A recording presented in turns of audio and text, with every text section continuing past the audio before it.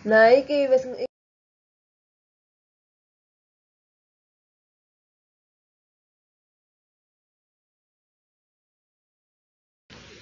Kingdom Animalia atau yang disebut dunia hewan ya, ini dipelajari pada klasifikasi makhluk hidup, di mana pengelompokan seluruh makhluk hidup di alam ini antara lain ada yang menggunakan 5 sistem 5 kingdom, yaitu mulai dari tingkat rendah ya, ada Monera, Fungi, Protista, Plantae, dan Animalia. Di video ini anak-anakku, ayo kita belajar tentang kingdom Animalia atau kingdom hewan.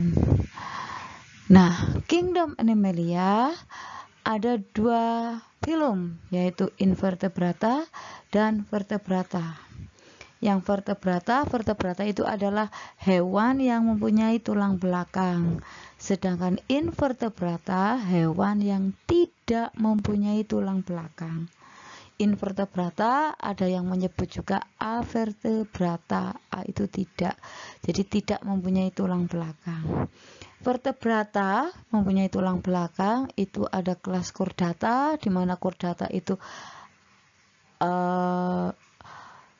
ada Hemichordata, Urochordata, Cephalochordata, dan Vertebrata.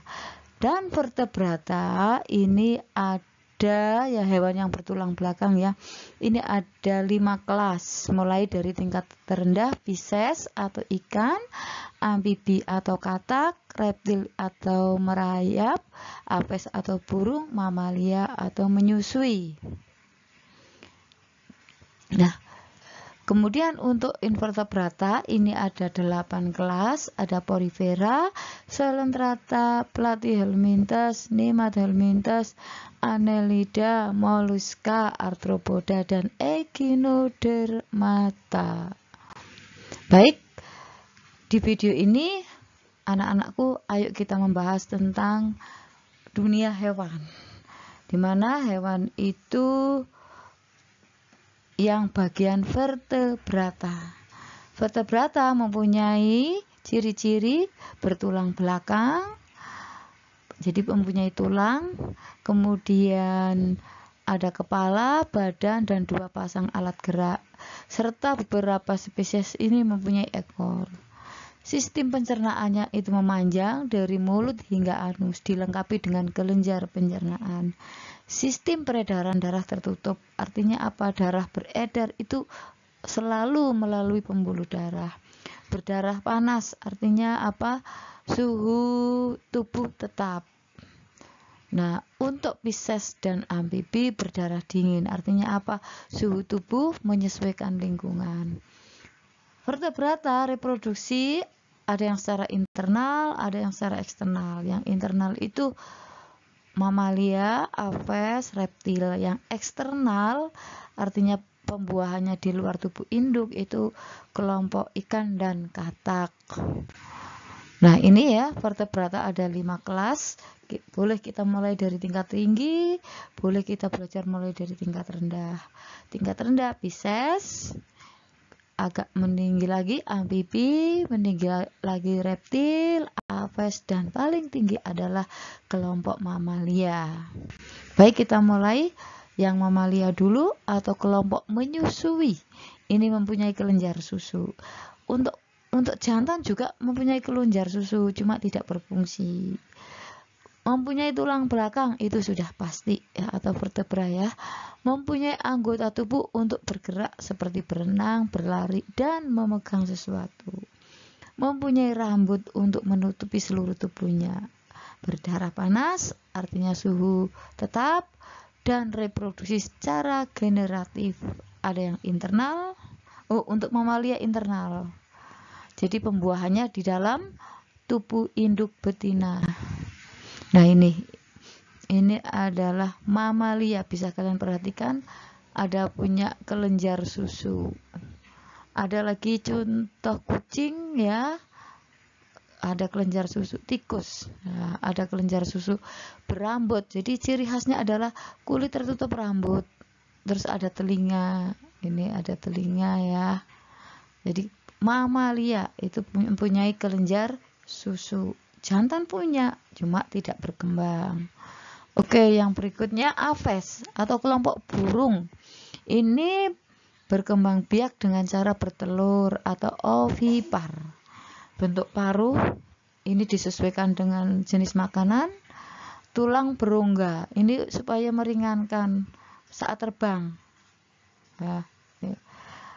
Peredaran darah tertutup, artinya darah beredar selalu melalui pembuluh darah. Jantung terbagi menjadi 4 ruang yang dibatasi oleh antar bilik. Ada 2 serambi dan 2 bilik. Simetris bilateral, artinya apa? Bagian kanan dan kiri itu sama. Yang berikutnya contoh Aves. Ini ada ayam, ada burung, ada angsa, bebek, dan yang kulitnya tubuhnya tertutup oleh bulu. Beda dengan berambut ya. Nah, ini bisa kalian perhatikan. Ini 3 contoh Aves. Burung merak Aves, ayam merak, ayam Aves, angsa, bebek Aves, dan segala jenis macam burung adalah Aves. Yang berikutnya reptil atau merayap. Ini punya ciri-ciri hidup di darat dan di air. Kalau di air itu buaya. Hewan reptil itu punya sisik tebal, bernafas dengan paru-paru, berdarah dingin, berarti suhu tubuhnya menyesuaikan lingkungan.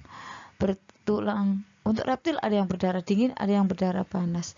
Bertulang belakang, tidak bisa mengatur suhu tubuhnya sendiri. Artinya apa? Kelompok reptil itu kalau ada yang berdarah dingin, berarti suhu tubuhnya menyesuaikan keadaan lingkungan. Rata-rata reptil berkembang biak dengan cara bertelur, walaupun ada yang bertelur beranak atau ovovivipar. Artinya apa?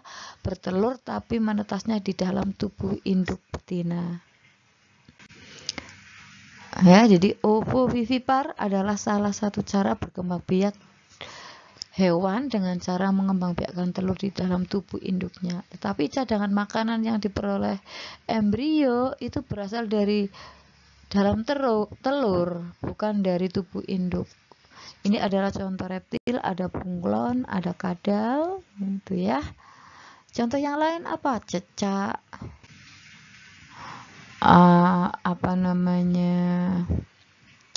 buaya, itu ya. Apalagi nih, yang mau menetas ini adalah kura-kura. Ya, sekarang amfibi atau katak ya. Ini berdarah dingin, mengalami metamorfosis. Artinya apa?